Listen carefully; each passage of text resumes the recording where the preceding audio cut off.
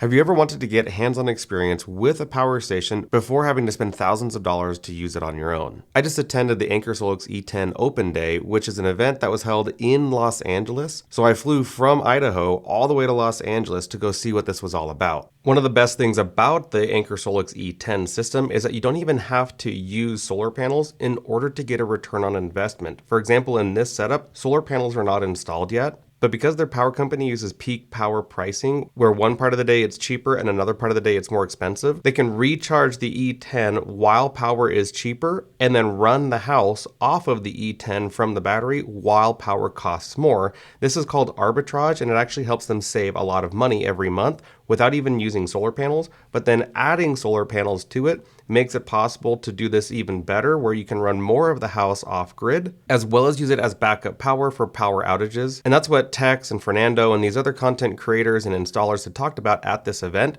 making it very clear that this is a really good way to save money compared to doing traditional solar, because the majority of the install is just stacking these pieces together and making it work for your situation. So Tex is the installer and homeowner in this situation because he's certified in the area, and he's going to explain exactly how he put the system together and why. We have two battery stacks, which is 12 kilowatt hour in total, and I only have one inverter because I thought it would be enough. Because I rarely have outage, so I use it mostly for save money. Yeah, so And with the two batteries, you unlock being able to run 10 kilowatts. exactly. I switched over all my critical loads here. As you can see, there are all 20 and 15 amps loads. And is this like kitchen, bathroom? Yeah. What did you put in here? Basically all my general lighting circuits and my kitchen circuits, and I have a home lab server. Oh, okay. So that way I can save money for a UPS. Yeah. Yeah, it's a huge UPS, right? Sure. Yes. And also my fridge, my work store alternator, and bathroom, and that's all. Yes. So everything that you would need in an outage. Yes. But then is this what's then offsetting your bill as well, running these essentials? That is correct. Okay. Yes. So basically what I didn't put it in was my EV charger, because I got two Teslas. But I do have my furnace in it. Okay. Yeah. Yeah, I imagine the EV charger would take up quite a lot of battery pretty fast. Yes. So it makes sense to not put it on there. I set it up as a TOU mode right now.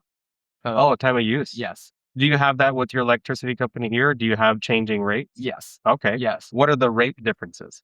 It's like double between 4 to 9 p.m. every day. So we're paying roughly a quarter double in the peak hour. So it's like 25 cents off peak. Yes. And 50 cents on peak. That is fine. And so are you mainly running off this on peak? Yes. Okay. So it's as if you're running at 25 cents all the time. Yes. So you're getting a return on investment with this. Yes. Even without solar panels connected. Yes. That's really smart. Yes. I only run number 2 wires, power this, power dock. It's not acting like a sub panel. It's not a main panel. That's a dedicated situation in California that we had to do so.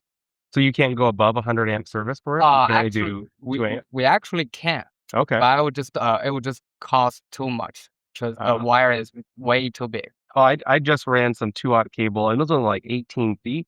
Yeah. And it was like $450. Yes. Just in cable. Just in cable. Yeah. Right. It's insane how expensive. Yeah, and I did a little calculation because I'm a licensed electrician. Oh, okay. Yes. I have the state license. According to the code, if you want to go for a 200 amp feeder, you're gonna use at least 20 or 30 wires. Right. Yeah. If it's copper, and then 40 if it's aluminum. Yes. And you can't use aluminum in California. Oh, I didn't know that. And that's why you get a licensed installer. Yeah. To do it. That makes sense. Yes. Yes. So you started with 2 batteries. Yeah. Do you have plans to go to more, or you just may stick with this? Yeah, What do you see definitely. in the future. Definitely, I'll add more in the future. Yeah. Okay. Yeah. Yeah. I actually have a comparison chart where I list all the different power stations and how they compare against each other. And the E10 is constantly at the very top. One, because it's actually a little bit more affordable than some of the other brands out there. But just the outside capability, like this isn't taking up space in the garage. It's just hanging out here. And here in California, it gets plenty hot. Yes. And you haven't had any issues with this overheating? No. Okay. And then with solar, where do you plan on putting all of the solar panels? Definitely rooftop. Okay. Yes. I just don't have time to do so. Yeah. Not yet. Right. And do you know how many you're going to be able to fit onto the system? Because I know it's got pretty high solar input.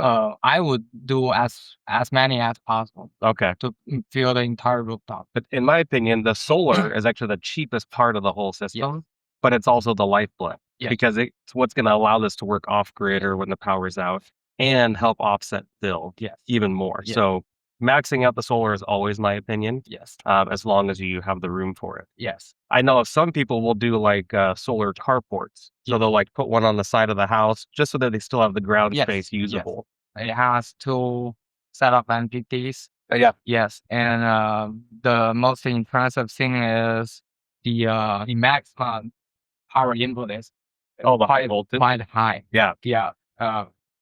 Regarding this size of the inverter, right? And I would save. I'll also do AC coupling in the future to do the rooftop solar. So when you do the AC couple, where are you going to bring that in? Because this has DC input. Yeah. Where do you plan to bring in the AC input? I save this 2 space for my solar input. That makes sense. So here's where you would AC couple. Yes. That way it's feeding this and offsetting everything else here. Now this one doesn't do net metering, right? Yes. Okay. It does. Yes. So you don't have, even if you're bringing in AC power from panels, you don't have to worry about feeding back to the grid. Yeah. That's pretty nice. And it can send AC power to this inverter and charge the battery by using the solar. So you can actually hijack the system by doing an AC coupled solar setup, which just means you're using microinverters. Yes. And then do a DC coupled system over here. Yes. Effectively, potentially doubling how much solar you can actually put on it.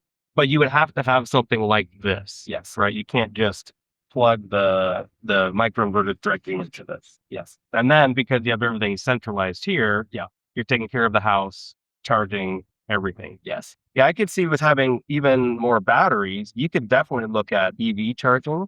You just have to be conscientious about when you're doing it. Because if it was at the same time as the air conditioner and the water heater and everything else, it actually has you need to build more. Right. If I have more batteries and more inverters, I can definitely use those power my EV charger. Right.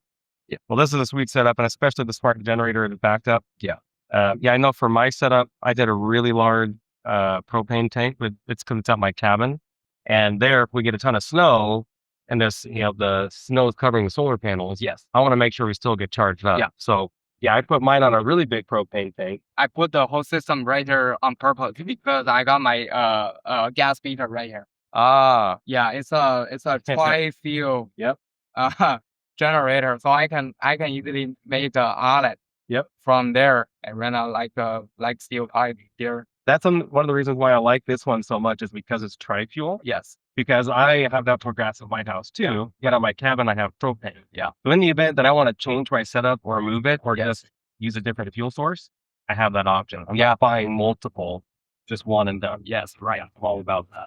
In terms of expanding this over time, do you plan on adding more to this, or do you think you'll only add batteries, or what do you think long term? Long term, I might do. I might go for dual inverter, dual stacks. Mm-hmm. Yes, but for now, I think it's good enough for my situation. Yes. Yeah. For my setup. Yeah. That's what these forks are for, right? Like, yes. This would be inverter 1. Yeah. And then here you could stack up inverter 2. And then with these buttons here, if you push this button, does it make everything stop? Yes. Okay. That's fine. So it acts like a rapid shutdown. It's not actually like a rapid shutdown. We call it EPO. Okay. Yeah. As an installer, this is what I most like was because it has a built-in EPO, which means I don't have to put another like a red button right beside it to make it in compliance with the code, right? Yeah. Yes. So that's always fun. Like on some systems, you have to convert it from 120 volt to 12 volt. Yes. To go to the button. Yes. And then back to the RSDs. And that's a real pain in the neck. So being built in is nice. Yes. Cool. And also, what I really like is this one. The battery dedicated, the dedicated breaker for the combiner box, which means for the batteries, and that solved the problem, which is some authorities when you are doing permitting, they're gonna ask you for a dedicated circuit breaker or a disconnect switch or a battery. Yeah. Instead of for this panel, And you can do it right here. and you can do it right. Yeah, it's kind of deceiving because there's actually 12 circuits here. Yeah. But you have extra positions open intended for battery. Yeah. What normally would go right here, do you know? It will normally be a main service disconnect. It can be used as a main service panel, Right. but it's just too hard to use it as it in California. And what's the limitation in California for that? Because in California, our most of our main service panel is meter main combination. Okay. Yeah, so this panel, it doesn't have a meter socket. And the utility, basically, they won't approve you to do a separate installation, unlike other states. So in other states, you have the meter. You have the You have meter. wires running to a main electrical Yes. panel. But Yes. here, it's one. Yes. And that's the complication. Yes. So outside of California, that would be used more commonly. Yes. So we do basically all of them as a sub panel instead of a main panel because they can. Yeah. Okay. Yeah. Gotcha. That makes sense. Yes. Well, I'm excited to see how this all works together and see how it's saving money. After everyone was able to learn all about the system, they did a quiz where you could actually earn points, and the winners were able to get free products from Anker SOLIX, and that was a lot of fun. And afterwards, there was a bunch of refreshments and food that people could try, all hosted for free by Anker SOLIX. This was definitely a cool event, and I highly recommend looking to see if there's one locally around you. Overall, I think this is a pretty cool event that I can put on and show people exactly how the system goes in, ask all the technical questions all at once. I think it's pretty brilliant that Anker SOLIX is doing something like this because people really need to see hands-on how it works. I was impressed by everything shown here, and I really do like the Anker SOLIX E10 system. If you go to my free power station comparison chart, you'll see it's actually right near the very front of the list because it's one of my top recommended units. Any coupons or discounts or any of that kind of information that I have, I'll have it in the links down below. Appreciate you guys watching. I'll see you all in the next one.